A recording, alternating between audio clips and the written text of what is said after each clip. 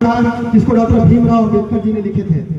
आप लोग जानते ही हैं कि संविधान डॉक्टर भीमराव अम्बेडकर जी ने लिखे थे और उसी पे अभी तक चल रहा है। बीच बीच में होता रहता है, कभी कभी उसमें संशोधन होता रहता है, क्योंकि सुधार की आवश्यकता होती रहती है।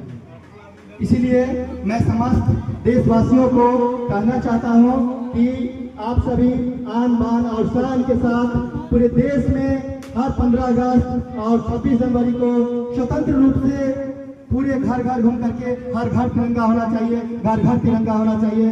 जय हिंद, जय भारत। धन्यवाद। के शुभ अवसर पर प्रधानमंत्री भारतीय जनऔषधि केंद्र में झंडा तोरण का आयोजन किया गया है, जो कि आज हम सभी अपने वीर जवानों सपूतों को नमन किया, याद किया।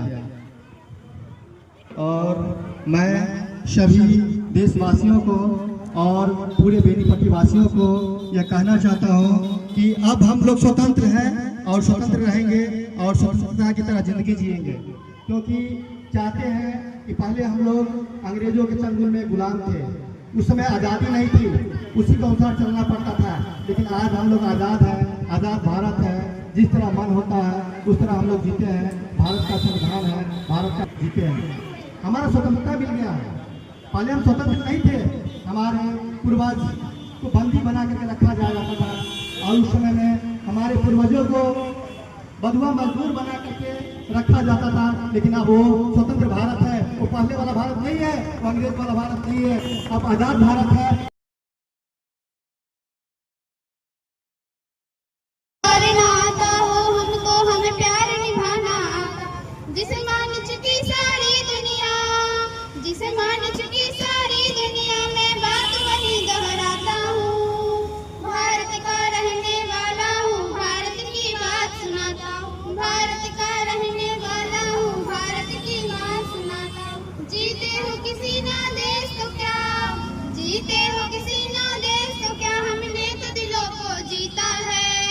जहाँ राम अभी तक है नर में नारी।